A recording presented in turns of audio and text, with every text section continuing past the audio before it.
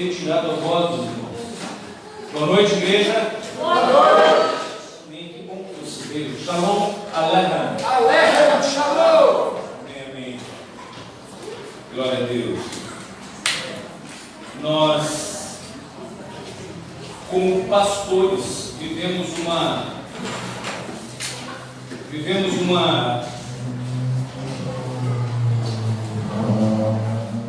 montanha russa de emoções. Nos alegramos, nos entristecemos, nos alegramos de novo, nos preocupamos, descansamos no Senhor. Isso é a vida daqueles que servem ao Senhor. Não fomos chamados para termos grandes alegrias. Não é isso que a palavra de Deus nos promete. Ao contrário. Yeshua disse muito categoricamente que nesse mundo nós teríamos aflições. Ele só falou para nós termos bom ânimo. Por isso que ele falou. Teve bom ânimo, porque venceu. Então, talvez nas entrelinhas nós pudéssemos encontrar assim: teve bom ânimo, eu venci o mundo, vocês também vão vencer, se estiverem em mim. Né? Janina, você quer pôr o pedestal mais para frente aqui, para não te atrapalhar?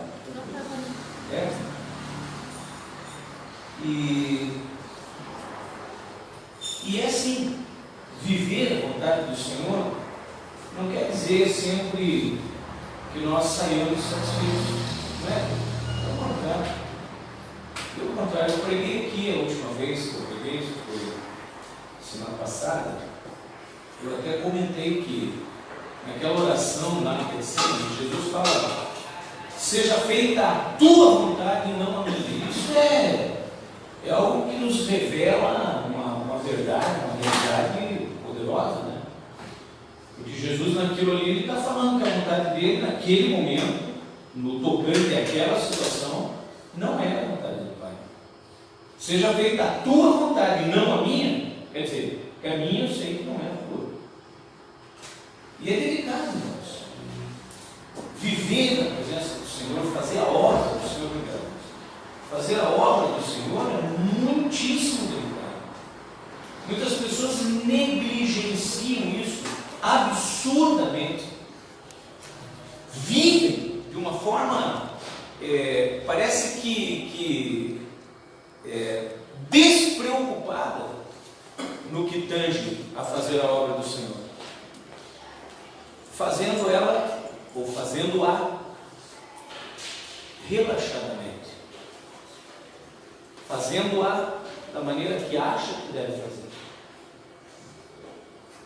Moisés, ele diz assim, que, se não me engano, em Êxodo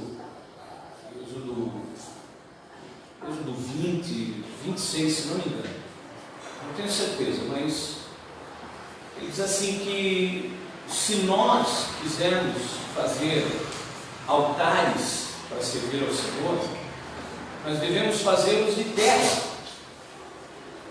Se fizermos de pedra, não é para nós lapidarmos as pedras, não é para nós mexermos no formato das pedras, porque se nós colocarmos o nosso formão, nossa talhadeira, para dar algum formato diferente daquele que a natureza já nos proporcionou, nós estamos profanando o altar. Isso é muito sério.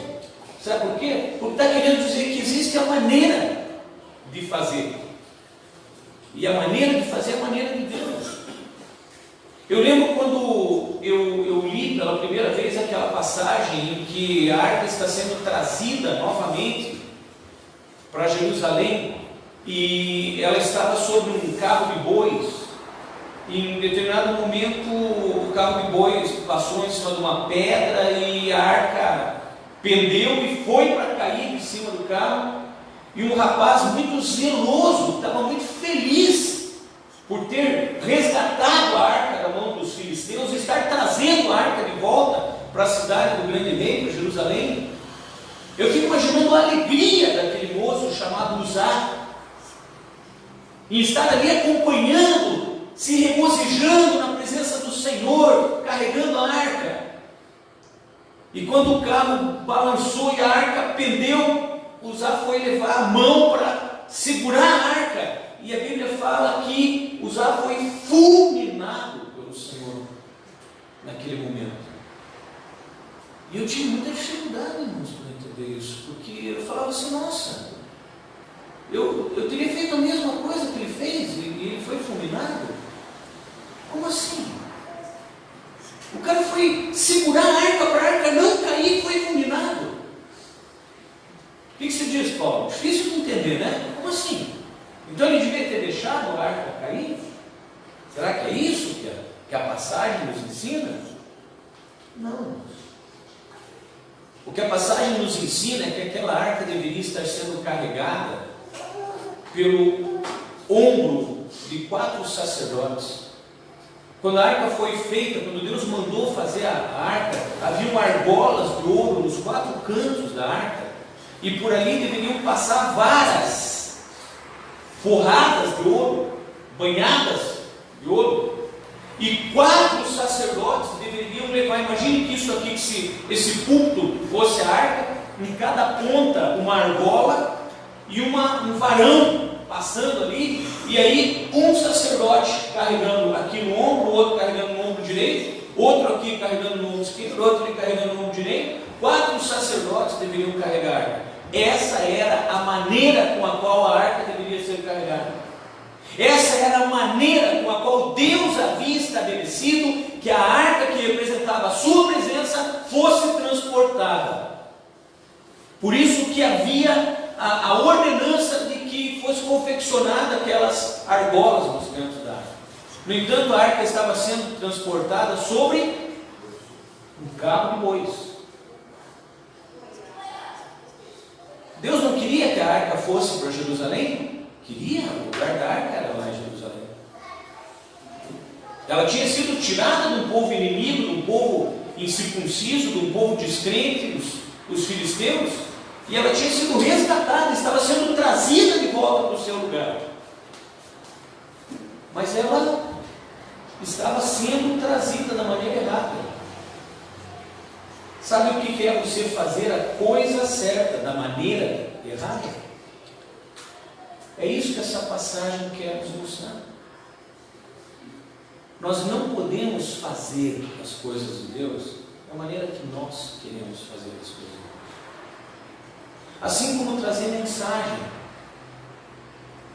Deus às vezes nos coloca em certas condições para trazermos a mensagem. Eu já falei aqui inúmeras vezes, já provei na palavra, que Deus coloca no coração de quem prega, no coração do profeta, o sentimento que vai no coração dele, para que quando o profeta vier proferir aquela palavra, o profeta fale com a energia que Deus quer que ele use. E quando Deus quer corrigir a igreja? E quando Deus está insatisfeito com algumas coisas dentro da igreja? Você faz ideia do que ele coloca no coração do pregador? Você faz ideia de como que ele faz o pregador se sentir quando ele quer corrigir procedimentos inadequados, comportamentos incorretos dentro da igreja? Pode ser até que a igreja se sinta ofendida com certas mensagens. Pode ser que a igreja se sinta até agredida com certas mensagens.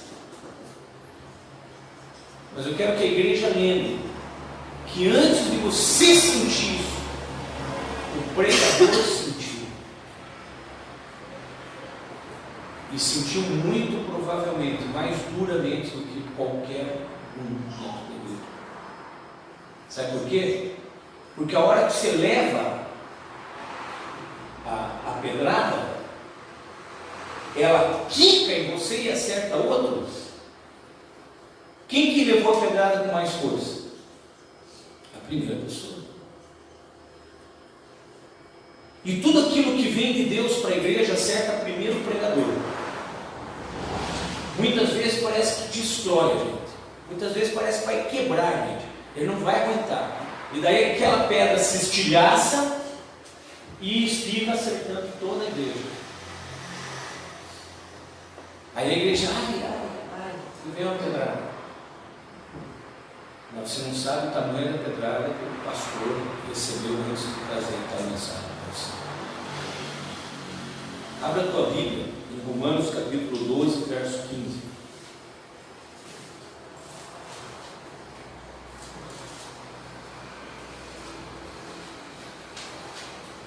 Carta de Paulo, Rabino Shaul, a igreja em Roma. Capítulo 12, verso 15. Alegrai-vos com os que se alegram, chorai com os que pranteiam.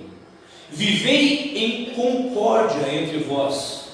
Não sejais arrogantes, mas adotai um comportamento humilde para com todos. Não sejais sábios aos vossos próprios olhos. A ninguém devolvei mal por mal. Procurai proceder corretamente diante de todas as pessoas. Aprendei, ou melhor, empreendei todos os esforços para viver em paz com todos. Sabe, irmãos, ser um homem, uma mulher de Deus, não consiste simplesmente em você ter um bom conhecimento da palavra e nem tampouco habilidades no manuseio da palavra.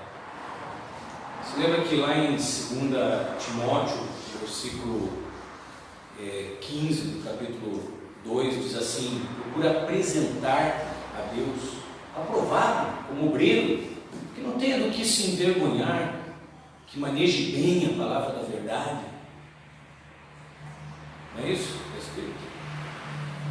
Mas isso é um requisito para o pregador, é um dos inúmeros requisitos que Deus exige por parte do pregador, aquele que prega, aquele que faz a obra, pregando a palavra do Senhor. E eu digo para os irmãos assim que esse requisito ele até é um pouco perigoso. Sabe por quê? Porque a pessoa que conhece muito da palavra de Deus, tem muita habilidade na hora de trazer a mensagem, às vezes ela corre o risco de ficar orgulhosa. Não é? Às vezes ela corre o risco de se ensoberbecer, de pensar assim: puxa, mas eu sou fera, né? Deus Deus me usa, sai de baixo. Tem muitos bons pregadores que eu conheci, eu tive o prazer de conhecer, alguns até de perto, intimamente, e que foram avançando nos seus ministérios até se corromperem pelo orgulho, pela soberba, por se acharem melhor do que os outros, acharem que só eles estão certos, só eles têm o conhecimento da realidade daquela passagem, daquela palavra. Então essa questão, esse conhecimento, essa habilidade, ela pode ser muito perigosa. E a gente tem que lembrar que a palavra de Deus diz assim, que a quem muito é dado, muito será cobrado. Então a pessoa que recebe muito, eu vou dizer para vocês, meus irmãos, se você recebe muito da parte de Deus, fique esperto, tá? Não se ensoberbeça. Pelo contrário, fique mais cauteloso ainda, mais preocupado ainda no que tange a fazer a vontade do Senhor na tua vida, mais do que em qualquer outra coisa, mais do que qualquer outra pessoa. Porque se você tem recebido muito do Senhor, você pode ter certeza que a cobrança em cima de você também será grande. Ser uma pessoa de Deus é infinitamente mais do que isso, que ser um bom pregador, ser uma pessoa que conheça. Eu até lembro de algumas pessoas assim que não sei se a Leide vai lembrar, tinha um homem que trabalhava na área de segurança no Detran do Auer, época que nós éramos funcionários do Detran, e ele sabia a Bíblia de cor, assim. Se eu falar com ele alguma coisa, ele já mandava o versículo, você lembra? Não lembro o nome dele, mas era um senhor já. E ele era crente, assim, e ele vinha assim com a passagem, com a referência, e ele falava aquilo como quem estava te dando uma paulada, assim, fazendo uma cara de muito satisfeito. Eu não estou criticando esse homem, porque o fato simplesmente de ele conhecer bastante a palavra já era um mérito, né? Já era uma coisa a ser louvável. A pessoa todo crente deve conhecer a palavra. Não estou falando que você não entenda mal, não estou falando que você não deve conhecer. Eu estou falando que você deve ser cauteloso quando você conhece. Você não é que você não deva buscar, mas você deve ser cauteloso com a maneira que você busca e com aquilo que você alcança. Para que aquele conhecimento, para que aquela erudição, ela não se volte contra você em forma de orgulho. John Stott, ele diz assim, que a mente bíblica, ela não é aquela que recita versículos da Bíblia, mas é aquela que raciocina dentro dos parâmetros das Escrituras. Quer dizer, você conhece, mas não é simplesmente conhecer e recitar, é você entender o que está por trás daquela passagem, daquele conhecimento, daquele alinhamento. E assim como nós temos bons pregadores que não são pastores, nós temos bons pastores que não são pregadores. Eu já conheci muitos homens de Deus que não eram bons pregadores. Eles não eram excelentes na pregação. Não eram eloquentes, não sabiam se expressar corretamente. Alguns até falavam português sofrível, mas eram grandes homens de Deus.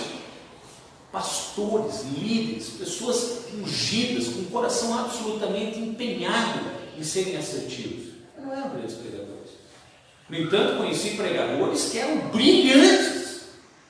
Pessoas assim que conseguiam extrair pérolas das Escrituras impressionantes, mas que não tinham muitas vezes sua vida no altar, que não sabiam lidar com pessoas, pregavam, mas não sabiam cuidar de pessoas, não sabiam ser, não tinham aquela inteligência relacional, não sabiam se relacionar com as pessoas. Se eles fossem falar com alguém fora do púlpito, sem o microfone, eles acabavam ferindo a pessoa. Eram bons pregadores, mas não eram bons pastores. Mas conhecer a palavra de Deus, conhecer a vontade de Deus através da sua palavra, na verdade, é uma obrigação de todos. Seja pastor, seja pregador, seja professor, seja você que está simplesmente sentado aí, me ouvindo, ou lá no sofá de casa, com o computador no colo, na mesa, né? Tem não sei quantas pessoas nos assistindo pela internet, nesse horário, e que vão nos ver posteriormente pelo YouTube, depois que essa mensagem for para o YouTube. Mas eu vou dizer para vocês uma coisa, sabe, irmãos? Se as pessoas estiverem se preocupando em adquirir conhecimento, em se tornarem grandes pregadores, mas não estiverem preocupados em serem pessoas de Deus, elas vão estar fazendo discípulos para elas mesmas. Eu falei isso até a semana passada aqui. Nós todos, independente de sermos pastores, de sermos pregadores, nós temos uma obrigação, que é fazer discípulos para o Mestre, discípulos para Yeshua.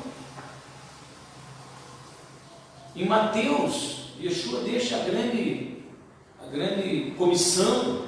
Ele fala: ide por toda a terra, fazendo discípulos entre todas as nações. Quer dizer, se nós lemos isso, nós temos que entender que nós temos função de fazer discípulos. Que nós temos obrigação de fazer discípulos. Não para nós, mas para o Senhor. E para isso nós precisamos ser homens e mulheres de Deus. Se eu não for um homem de Deus, por mais eloquente que eu seja, por mais conhecedor da palavra que eu seja, eu vou estar fazendo discípulos para mim. Se eu sair da igreja, sai todo mundo. Agora, se eu sair da igreja, todos ficarem, aqueles que ficaram, eles foram transformados em discípulos do Senhor Jesus, do Senhor Yeshua. Esses entenderam a pregação, esses entenderam o ensinamento, porque eu nunca quis e jamais vou querer fazer discípulos para mim. Ai de mim, quando Yeshua voltar, eu tenho que devolver a igreja para ele. Quando Yeshua voltar, eu quero ter deixado preparado uma igreja para ele. E quando eu olho para essa passagem, sabe, irmãos, que nós acabamos de ler aqui em Romanos 15, eu vou falar assim abertamente para os irmãos, é como se eu levasse um empurrão de Deus, assim, na direção oposta da minha própria natureza. Porque eu nunca escondi dos irmãos que eu tenho grandes falhas. Nunca escondi. Eu nunca quis mostrar para os irmãos que eu sou um cara santo, que eu sou um cara que vive lutando contra o pecado, vive lutando para ser santo. Eu brigo diariamente para ser santo. Mas eu sei das minhas falhas. E eu sempre falei isso abertamente dentro da igreja. Às vezes até eu falo, você é cristão? Não, não sou cristão. Eu não consigo ser cristão. Ser cristão é uma coisa muito séria, muito dura, é difícil. Eu sou uma tentativa perpétua de ser cristão. Eu estou sempre tentando ser cristão. Porque eu fico bravo, eu fico chateado, eu fico magoado, eu fico, às vezes, isso não é coisa de quem já atingiu o nível de ter morrido em Cristo. Eu ainda apresento muita coisa viva em mim da velha criatura. Eu ainda estou, como Pedro estava naqueles 3 anos, eu ainda estou no processo. Eu às vezes acho que atingi um determinado nível, acontece alguma coisa, o sangue sobe, desce, vai para os lados, espalha, eu fico vermelho, roxo, dá dor de cabeça, o coração acelera. Aí eu engulo aquilo, arranhando. Falo, cara, me surpreendi agora, tendo sentimentos que eu achei que já haviam sido abolidos dentro de mim. Sabe como é que é isso? Eu acho que ser cristão é você chegar naquele ponto em que as coisas acontecem, você é confrontado e você consegue manter a paz, não só externamente, porque eu já consegui atingir a paz externamente, mas por dentro muitas vezes eu fervo, vou ao ponto da explosão e eu consigo, para quem está olhando, eu acho que eu estou tranquilo.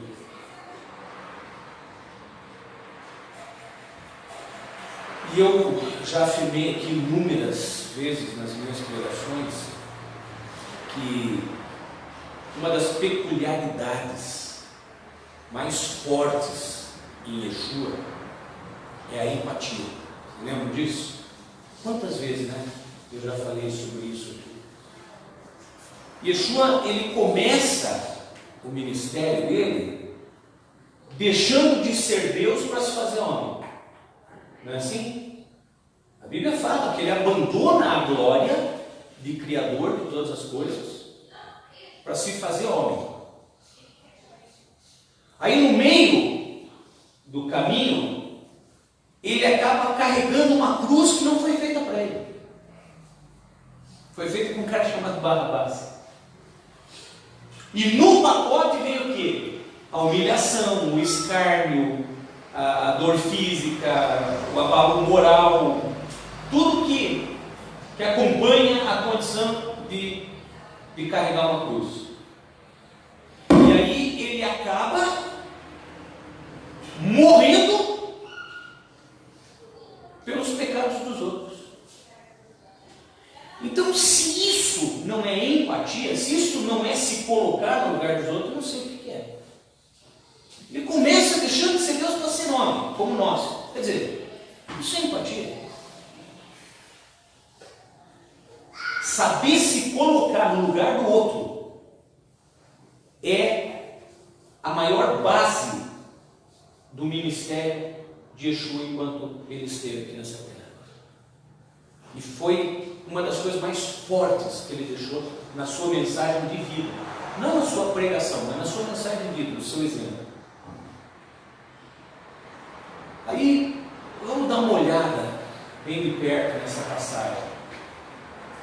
Alegrai-vos com os que se alegram. Eu lembro quando o pastor Hamilton comprou aquela moto vermelha dele, ele chamava de Rochelle, sabe aquela série Todo Mundo Odeia o Cris, né? O marido da Rochelle, pai do Cris, ele tinha que ter 2, 3 empregos para sustentar a família. Às vezes acontecia alguma coisa, a mãe falava assim: por que meu marido tem 3 empregos? Né? Quem já assistiu essa série vai lembrar. E aí ele ralava para ter aquela moto. Ele trabalhava de motoboy, de taxista, eu lembro de manhã ele trabalhava no escritório de contabilidade, na hora do almoço ele entregava marmita, à tarde ele dirigia um táxi, à noite ele ia entregar pizza.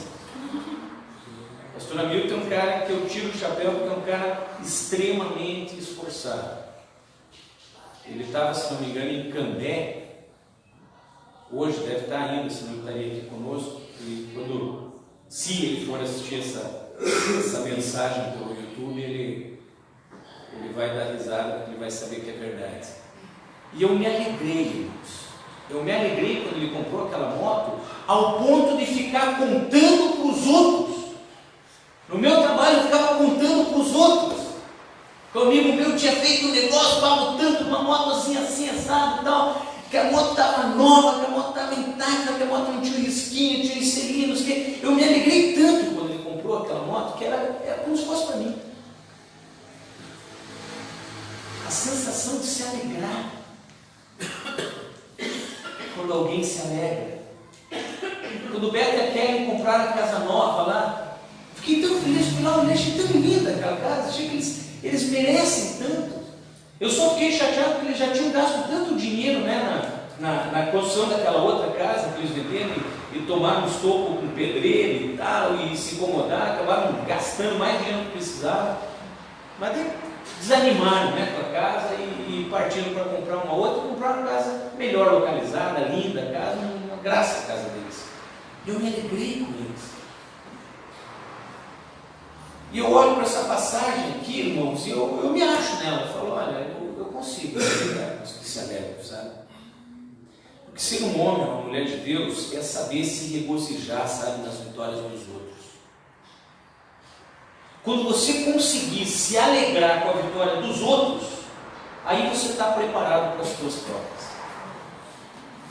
Se você ainda não consegue se alegrar com aquilo de bom que acontece na vida dos teus irmãos, você não está preparado para as coisas de bom que Deus tem para a tua vida. Sabe por quê, irmãos? Porque Deus ele não abençoa gente egoísta, muito menos gente egocêntrica. Aquela pessoa que pensa em si. Ela não é capaz de se alegrar com o que acontece com o outro. Ela não consegue agradar a Deus. Ela vai ter que passar muita frustração ainda para chegar no ponto de ser abençoada, porque aquela coisa de ama teu irmão como quem ama a você mesmo tem uma amplitude muito grande em várias áreas da nossa vida. Se você ainda não se alegra com o bem que acontece na vida do teu irmão, é porque você não ama teu irmão como você ama você mesmo. Então você ainda não atingiu o status de estar dentro da vontade do Senhor. Você ainda não atingiu o status de estar no Senhor. e as palavras dele em você. Porque quando você estiver no Senhor e as palavras dele em você, o que você pedir, ele vai dar para que a tua alegria seja completa. É isso que Jesus fala na sua palavra. Chorai com os que pranteiam. Eu lembro isso lá por 1990. Eu trabalhava no Itaú, eu trabalhava na compensação de cheques. Na época a compensação era feita manualmente e tal. Eu entrava às 7 da manhã, meu horário era às 7 da noite, meu horário era das 7 da noite até a 1 da manhã. Só que nunca saía antes das 3, 4 horas da manhã. E eu fiz um grande amigo naquela época, um cara londinense que veio morar em Curitiba e que veio morar na casa da irmã dele, que era casada com um rapaz que na época era secretário do governador do estado, que era Álvaro Dias, naquele período era Álvaro Dias. E aquele moço, cunhado desse meu amigo, era secretário do Álvaro Dias.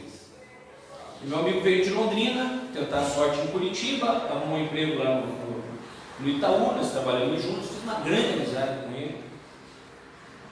Adilson, o nome dele, Adilson Mansano Prestes. Se alguém conhecer esse cara e ver isso aí, manda para ele o link dessa mensagem. Era um grande amigo, um cara muito divertido, muito querido, eu morria de rir com ele, um cara palhaço assim. Eu passava a madrugada dando risada. E aí, no Dia das Mães, ele foi com a irmã, o cunhado e o sobrinho de 4 anos. Eles foram para a praia. E aí aquele feriado estava assim, um tempo muito feio. E ele ficou dentro do carro. Eles foram em 2 carros, porque ele tinha os compromissos aqui, e ele foi no carro dele, e eles foram no carro deles. E aí ele parou assim com o carro estacionado de frente para a praia, e não quis descer do carro, porque estava frio. E ele ficou olhando aquela família que desceu do carro, porque assim, que queria criança, sabe como é que é para a praia, né? Está frio, mas quer ir lá, mexer na areia e tal. E ele ficou do lado de cá, assistindo aquela cena.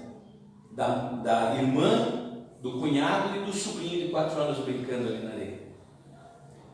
E aí ele gostava muito de Legião Urbana, ele curtia muito Legião Urbana, e ele me falou isso muito tempo depois, que parecia um clipe, porque ele estava ouvindo ali aquela canção: é preciso amar as pessoas como se não houvesse amanhã.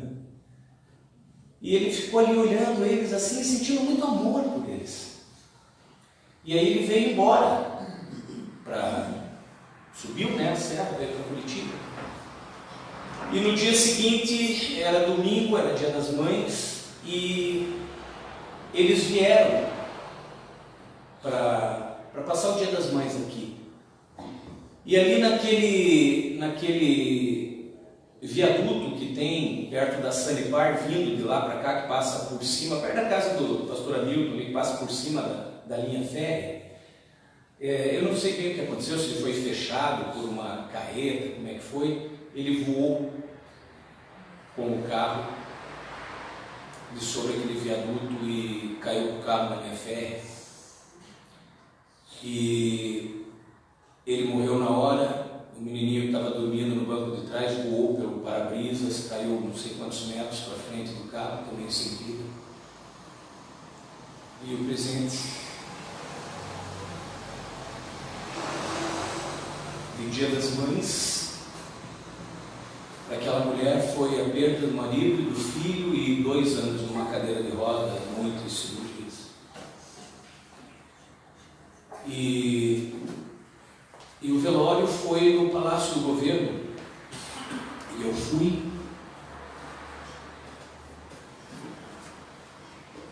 Até hoje eu me emociono, imagino, naquela época. E a hora que eu adentrei naquele salão, E eu olhei os dois caixões idênticos, um tamanho normal e outro desse tamanho, do lado.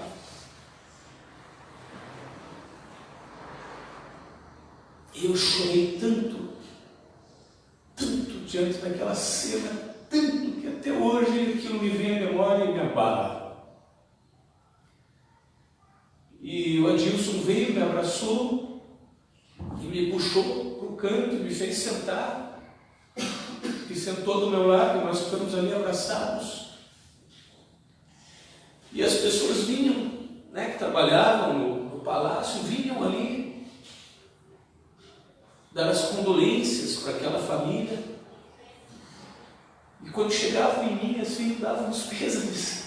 Eu chorava tanto, aquilo me afetou tão profundamente, aquela tristeza foi opressora ao extremo, e eu chorava tanto com aquela família que as pessoas achavam que eu era parente e vinham me confortar, vinham me dar as condolências, vinham me dar os pêsames. E sabe, ali Deus me ensinou a chorar como se canteiro. Como Deus nos ensina. Muitas vezes nós choramos por autocomiseração, né? Choramos por pena de nós mesmos. Ah, coitadinho de mim, não tenho isso, não consegui aquilo. Nós choramos por autocomiseração. É muito comum nós chorarmos por pena de nós mesmos. Mas somos absolutamente indiferentes ao alheio. A pessoa está sofrendo e como não é em nós, a pessoa está se alegrando, mas como não é para nós. Vocês conseguem entender isso? Diz ainda assim aqui: vivei em concórdia entre vós. Sabe, irmãos, eu penso em quantas vezes eu já engoli os meus ímpetos, e mesmo tendo razão, eu dei a razão para outra pessoa para sequer começar uma discussão, para ter concórdia e não discórdia. Eu vou dizer para vocês uma coisa, irmãos. Talvez eu melhor do que ninguém. Eu sei o quanto fazer isso não é fácil, porque eu me conheço. Eu sei quem eu sou. Eu sempre digo, eu não sou aqueles que dizem que eu sou calmo. Não sou calmo, eu sou controlado, bem diferente. Às vezes eu consigo, outras tantas não. Mas uma coisa eu tenho muito claro dentro da minha mente, que não é a mim que a minha vida precisa enaltecer. Ter razão não quer dizer nada. Quem é casado sabe, né, Betão? Nós temos duas escolhas quando somos casados: ter razão ou ser feliz. Eu escolho ser feliz. Não sejais arrogantes, mas adotai um comportamento humilde para com todos. Eu penso às vezes que eu trabalhei com alguns desembargadores, sabe? Vocês sabem, trabalho no Tribunal de Justiça, e algumas vezes, durante um período, eu trabalhei com desembargadores. E eu lembro algumas situações que eu observei, e até se tiver algum colega de trabalho me assistindo vai concordar comigo. Nós temos um ditado no Tribunal de Justiça, que é a definição entre juiz e desembargador. Vocês sabem a diferença entre juiz e desembargador? O juiz, ele pensa que é Deus, o desembargador, ele tem certeza. E irmãos, eu vi uma cena, assim, vou contar rapidamente uma situação. Nós tínhamos uma agência bancária dentro do tribunal, sempre tem, né? Sempre teve, mas havia uma agência num banco específico. Na época a folha do tribunal era do Banco do Brasil, era uma agência do Banco do Brasil. E aí veio um desembargador no horário da agência já estava fechada. E o guarda, o segurança, ele falou que a agência já estava fechada, a porta automática já tinha sido travada. E esse desembargador havia sido o último presidente do Tribunal de Justiça. Não era o atual, mas havia sido. A última gestão, a gestão anterior, tinha sido a dele como presidente. E ele, quando ele chegou ali, ele entendeu. A porta estava fechada já, não teve problema, não foi ele. Mas um outro desembargador que estava dentro da agência, que veio de lá esbravejando contra, saiu da mesa e veio, estava sendo atendido, e veio esbravejando contra aquele segurança. E o moço ficou que não sabia o que fazer, xingando aquele moço, dizendo que quando já se viu ele impedir aquele determinado homem de entrar, que aquele era tinha sido o recente último presidente do tribunal. O moço não era obrigado a conhecer as pessoas. Ele não era funcionário do tribunal, nem do banco ele era de uma agência de segurança terceirizada. Ele não era obrigado a conhecer as pessoas pela aparência. Terno e gravata todo mundo usa dentro do tribunal. Mas aquele homem falou tanta coisa para aquele moço, aquele segurança. E aí ele falou que ele ia fechar a agência, que aquela agência, que seria o último dia que ela abriria as portas ali dentro do tribunal, que ele ia fechar aquela agência por causa daquela atitude, não sei o que, e o moço desesperado. O moço não sabia o que fazer, o que falar. Aí a gerente veio de lá para autorizar o desembargador que estava do lado de fora entrar, e o desembargador todo constrangido, por isso que eu digo alguns desembargadores, né? Que o desembargador ficou todo constrangido.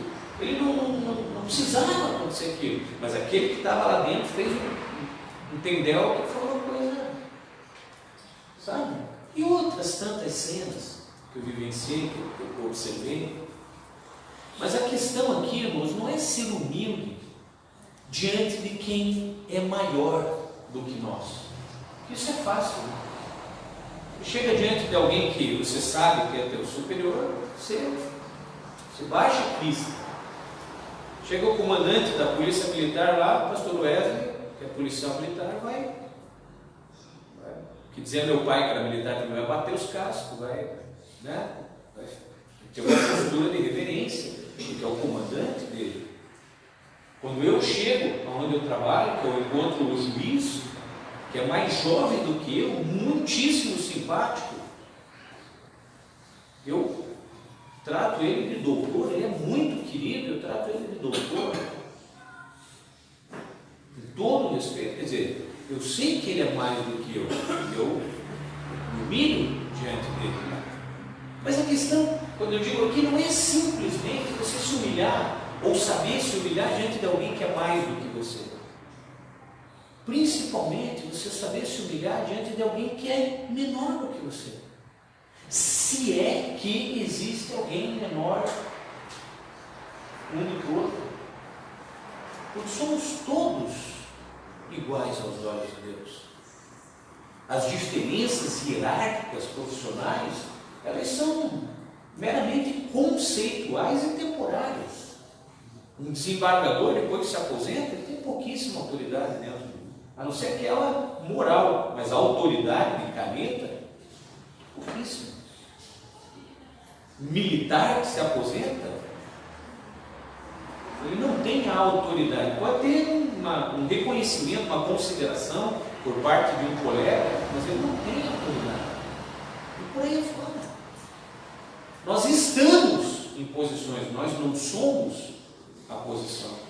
Aquele único que pode dizer eu sou, É o Senhor.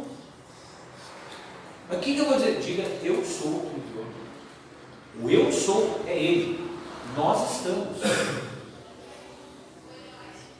Mas sabe o que é pior nisso, irmãos? Que se humilhar cansa. Não é? Se humilhar cansa. Às vezes a pessoa fica tão convicta de que, né, que ela é cristã, que ela precisa se humilhar, que ela precisa ter uma postura, não é, Betinho? Ela tem que ter uma postura humilde e tal. Mas, como eu falei aqui, às vezes, sabe aquele dia que a pessoa fala assim, hoje eu não estou muito católico? Aí os evangélicos falam, graças a Deus. Mas é aquele dia que a pessoa te pega assim, sabe? Que dizia minha avó assim, te pega com os ovos virados, né? Porque acontece às vezes. E depois você se arrepende. Você se arrepende do que você falou, você se arrepende do que você fez, mas tem dia que é aquele dia que você está mais suscetível. E aí você esquece quem você é. Você esquece qual é a tua função. E você viaja. E aí você perde a bênção junto com a paciência. Não sejais sábios aos vossos próprios olhos. Eu já perdi as contas, sabe, irmãos? Das vezes em que briguei para defender convicções, para mais tarde descobrir que eu estava redondamente enganado com relação àquilo. Sabe? Já aconteceu com os irmãos? Alguém aqui já teve isso? De ficar de defender uma convicção, que não é assim, que é sábio, que e tal, daí depois você para, pensa, ou recebe uma informação nova, e aí você fala assim, puxa, não era assim. Caramba, eu fiz um papelão, né, cara? Fiz um papelão aqui e tal, e puxa, eu estava errado. Eu estava enganado. A ninguém devolvei mal por mal.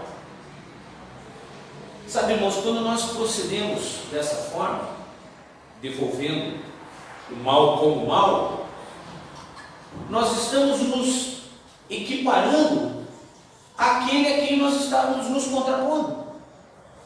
E aí sabe o que acontece? O mal vence. Você recebeu o mal, se sentiu indignado, se sentiu, né, afetado, ofendido, e aí você devolve na mesma moeda. Porque essa pessoa precisa. No final das contas, o que aconteceu? O mal ganhou. Porque não houve o bem para se contrapor ao mal. Procurai proceder corretamente diante de todas as pessoas. Os irmãos sabem que eu trabalhei como examinador no Detran durante 10 anos. Trabalhei 12 no Detran, dos quais 10 eu trabalhei como examinador. Fazia exame prático de direção, carreta, carro, ônibus, caminhão, moto. 10 anos fazendo isso. Vocês conseguem imaginar o número de pessoas que caiu na minha mão, que eram pessoas que tinham algum histórico comigo? Alguém que já tinha me ofendido, que já tinha me prejudicado, alguém que já tinha me desagradado de alguma maneira, e aí eu entrava no carro para fazer o exame e olhava para o lado assim.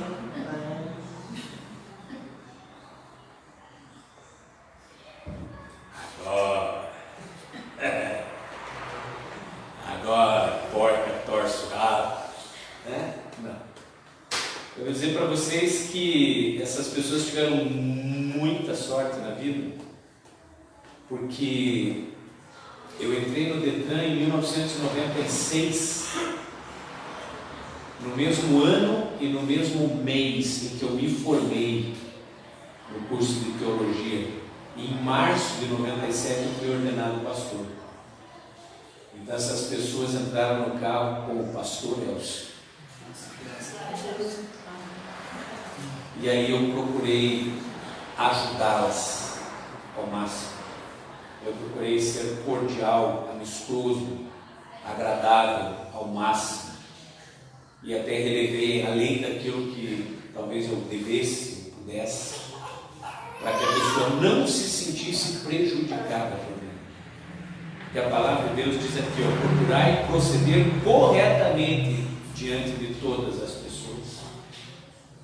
Não é só diante daquelas pessoas que você acha que merecem justiça. Pelo contrário. É na hora que você vê que você tem o poder para prejudicar e não o faz, para não prevaricar, não usar da autoridade para prejudicar alguém, é o momento que Deus está treinando você. Irmãos, eu fico boquiaberto, aqui abismado, o quanto Deus nos prepara, o quanto Deus nos treina. Empreendei todos os esforços para viver em paz com todos.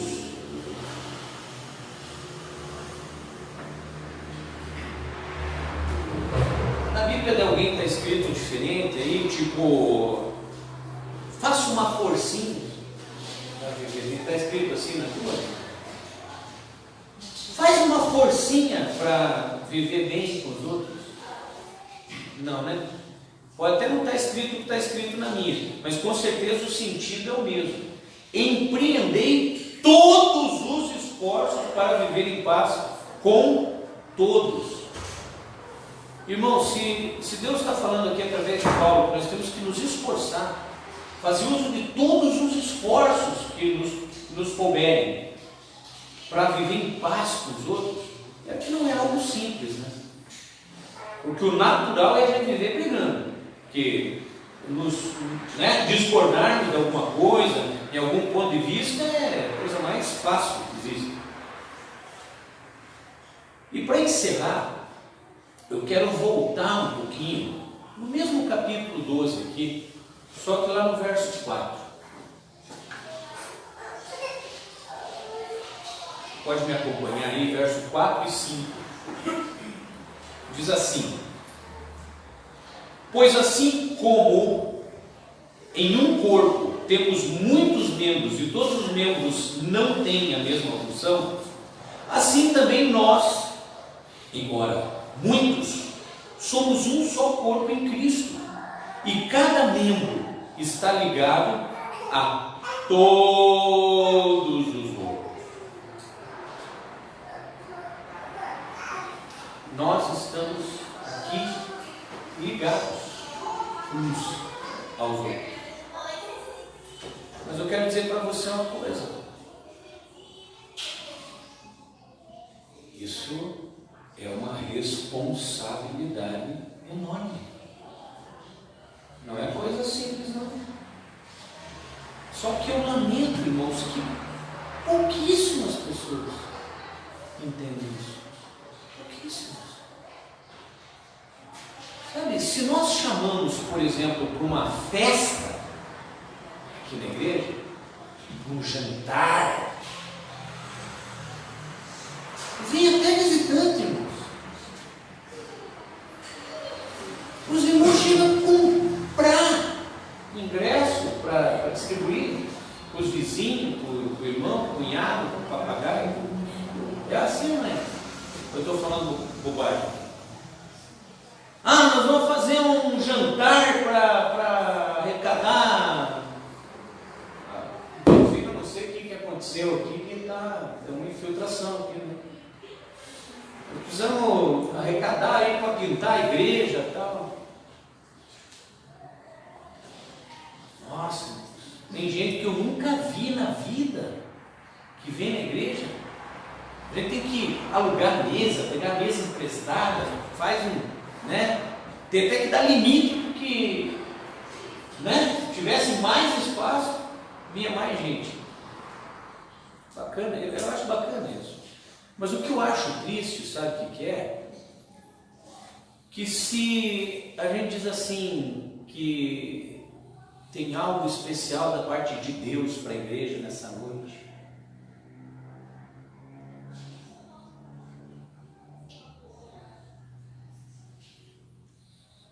chega a ser ridículo, irmãos, um pastor ter que botar no grupo do WhatsApp da igreja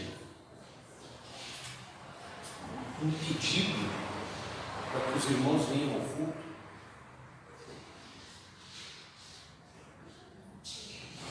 Porque Deus foi me enchendo de coisas, a Manuela até falou, nossa, que palavra legal, foi como nos velhos tempos. Tinha menos na metade da igreja aqui.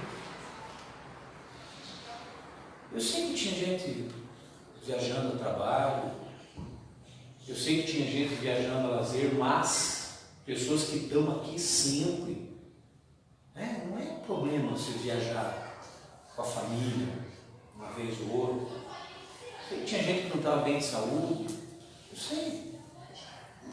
Não estou falando que você não pode faltar nunca na igreja, não é isso. Mas o que eu acho engraçado, assim, irmãos, é que eu achei que quando alguém olhasse no grupo, você falasse, nossa, o pastor nunca convoca a igreja para estar na igreja.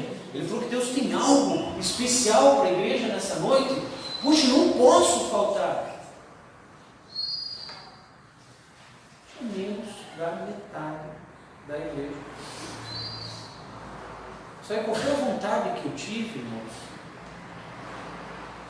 Eu tive vontade de não pregar. Eu até tinha sentido no Senhor de fazer um ato profético aqui. Eu não pude fazer, porque o ato profético envolvia o compromisso da igreja. Mas grande parte das pessoas não estavam. Aqueles que estavam, receberam a pregação. Amém? Preguei com o mesmo amor que eu pregaria se a igreja estivesse lotada. Mas eu não pude fazer aquilo que era a plenitude do que eu acredito que Deus queria fazer. E isso é frustrante para mim como pastor. Nós temos um canal no YouTube, não temos? O Diogo, a Línia filma, o Diogo edita, coloca no YouTube. Até estava pensando, a gente tem que comprar um celular melhor para a Línia, com a câmera com a resolução melhor. Está meio embaçado. O Diogo ele edita para deixar só a pregação e tal, bota nome na pregação. Quantos visualizam essas pregações? Não precisa responder para não passar vergonha. Quantos visualizam essas pregações? Dos que visualizam, quantos se dignam a... Eu faço assim, lembro do Beto. O Beto tem uma foto dele na música. Quantos se dignam a clicar ali no curtir? Eu vejo lá tantas visualizações, meia dúzia de curtidas. Eu não vou nem perguntar quantos compartilham, né? Porque se nem todos visualizam, aqueles que visualizam não se dignam a botar um joinha. Eu não quero nem saber quantos compartilham, porque eu acho que eu ia ficar com vergonha. Porque eu tenho para mim o seguinte, irmãos: se compartilhassem, o número de visualizações seria exponencialmente maior. Mas o número de visualizações não bate às vezes nem com o número de pessoas que estavam ou que temos na igreja. Quer dizer, poucos visualizam, pouquíssimos curtem e talvez quase ninguém compartilha.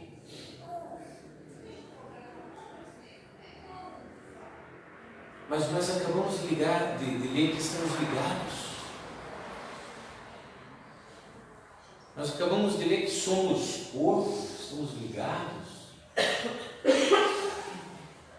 Eu acho que esse sentido de unidade, sabe, de corpo, enquanto ele não for compreendido pelos irmãos, sabe, vai continuar retendo a bênção da vida dos irmãos.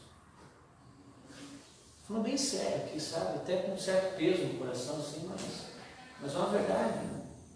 A igreja não entendeu a função de unidade ainda, não. Eu gostaria de saber, sabe, irmãos, como que seria se eu simplesmente resolvesse não vir hoje para a igreja e também não avisar.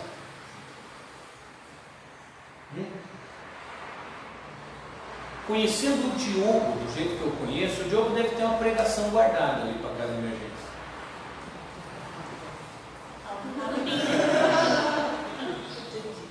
Eu acho que o Diogo ia falar assim, não, puxa, mas já deu 9 horas, o pastor não veio ainda, ele ia largar o violão e ia pregar. Mas como que seria? Porque às vezes eu tenho a impressão que o único que tem realmente compromisso com a igreja, que não pode deixar de faltar, é o casal do pastor também. Eu e o pastor Adeus. Porque todo mundo, quando tem algum compromisso, falta. Todo mundo, quando tem alguma coisa, não vem. Qualquer coisinha, não precisa ser muito importante, não. Se tiver qualquer coisinha, é mais divertido do que estar na igreja. Só que eu lembro da palavra do Senhor dizendo assim, que estar nos teus átrios um dia é melhor do que estar 1000 dias em qualquer outro lugar. Sabe, irmãos, cada um aqui é igreja. Cada um.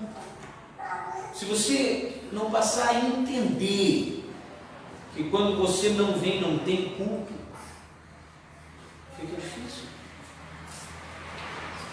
Porque é assim que eu penso, mas se eu não for, que prega? Eu tenho um compromisso no final de semana do dia 20 e eu vou viajar e minha mulher vai ficar e eu gostaria de levá-la. Eu não gosto de viajar sem minha esposa, mas ela tem que ficar, porque como que a igreja vai ficar sem o pastor?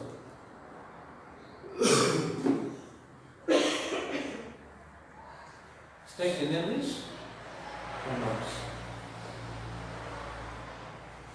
Será que essa obrigação com a igreja, esse compromisso com a igreja é só nosso?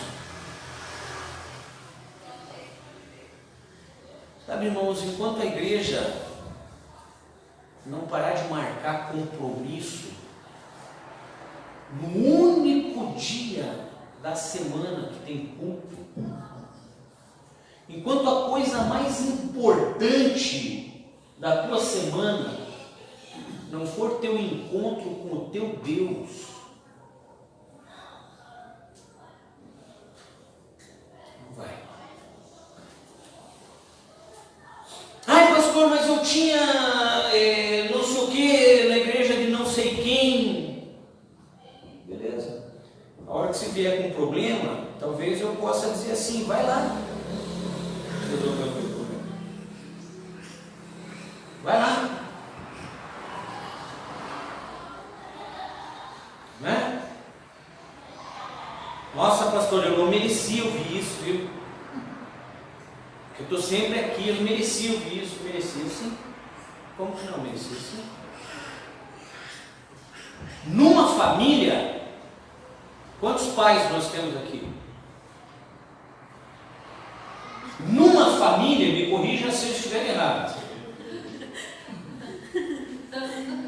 mas numa família, se todos levam uma bronca a hora que um filho apronta, sabe o que vai acontecer?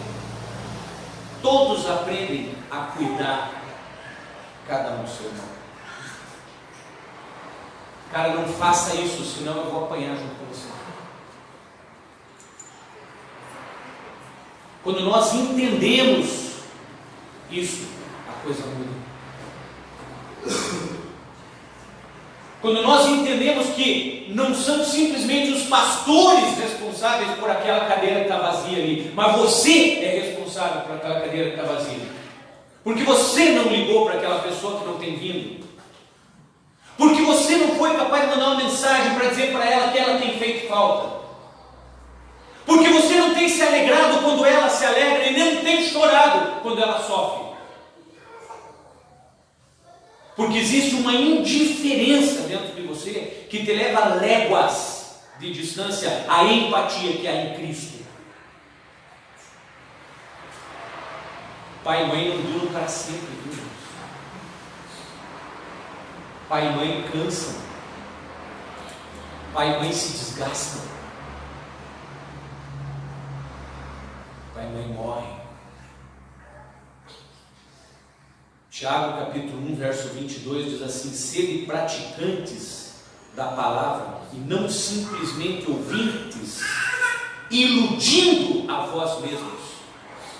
Quando você vem na igreja e só ouve, e só se infla, e só vem porque, nossa, que palavra fantástica, como eu tenho aprendido nessa igreja, nunca vi uma igreja assim, e não sai disso, e não deixa de ser ouvinte para se tornar praticante, e não deixa de se sentir responsável por aquele casal de irmão que não tem vindo, por aquela família que faz mais de 2 meses que não aparece. Ah, isso é coisa do pastor. O pastor é pastora que tem que ir visitar, o pastor é pastora que tem que ligar, o pastor é pastora que tem que ir atrás. Irmãos, não se iluda. Deus tem compromisso com quem tem compromisso.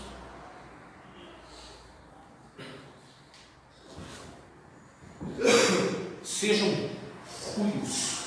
Sabe o que é ruio? Ruio é filho maduro. Sabe, irmãos, eu e a pastora Leide, a gente atende tanta gente que não é da igreja, principalmente casais. Aí eu fico pensando depois assim, sabe? Por que para nós sobra só os problemas, né? Que vem, resolve os seus problemas, mas não querem andar juntos. Continuam lá. Eu vou citar aqui, eu vou ser deselegante, mas hoje eu estou me sentindo deselegante. Eu lembro um casal que o Vitor e a Dai trouxeram, vizinhos deles lá, que eu atendi eles aqui depois, eles falaram assim: nossa, faz 6 anos que nós vamos numa outra igreja, nunca nós tivemos um contato com o nosso pastor que nós estamos tendo com o senhor aqui na primeira vez que nós vemos. Não foi assim? Vocês foram testemunhas que estavam aí? Vocês que trouxeram? Eu falei, puxa, que delícia ouvir isso, né? Se sentiram amados, se sentiram acolhidos, se sentiram próximos, mas nunca mais vieram na igreja. Eu acredito que continuam indo naquela igreja onde nunca eles conversaram com o pastor. Por quê? Porque é cômodo, né? Talvez ter um pastor que olha a gente muito de perto, um pastor que manda mensagem quando a gente não vem na igreja, perguntando o que está acontecendo, se está tudo bem. É chato, né? Eu fui num lugar onde o pastor nem sabe que existe. Aí eu vou quando eu quero, do jeito que eu quero, não tenho exceção de saber. Sabe, irmãos, eu entendo o seguinte, que não querem discipulado, né? O discipulado, aqueles que já fizeram escola de líder comigo, sabem que discipulado é andar juntos. Não querem discipulado. Querem resolver os seus problemas, ampliar seu conhecimento. Nossa, pastor Elcio explica coisa que eu não entendi antes. Mas só. Não querem discipulado. Sabe como é que é o nome disso? O nome disso é egoísmo. As pessoas vão ao médico quando estão com dorzinha, né? Mas se não estão com dorzinha, não tem a menor preocupação em cuidar da saúde. Mas daqui a pouco dá dor de novo, vem, aparece. Eu lembro que minha avó dizia assim: dor de barriga não dá uma vez só. Sabe, irmãos,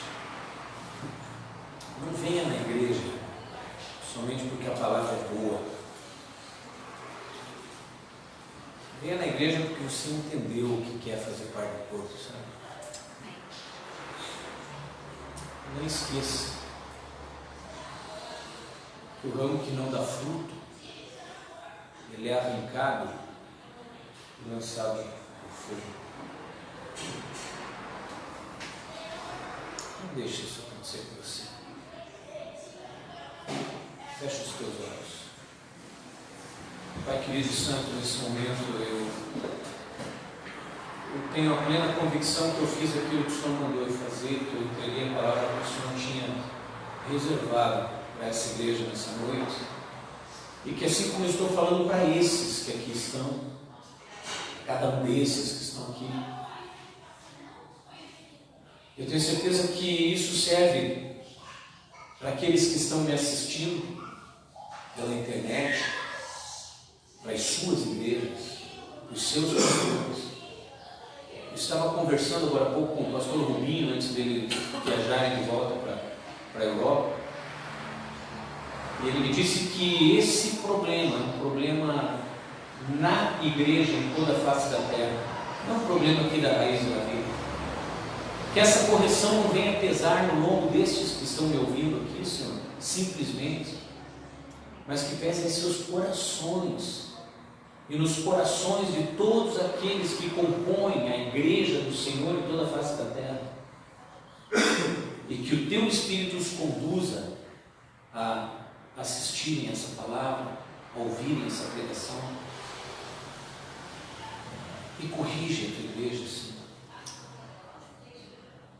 porque o Pai só corrige os filhos a quem Ele ama. Os filhos que o Pai não ama, Ele não se importa, Ele não se incomoda. Mas aqueles a quem Ele ama, Ele corrige, Ele empenha seus esforços. Ele não se incomoda se ele vai magoar, se ele vai chatear, se ele vai ofender.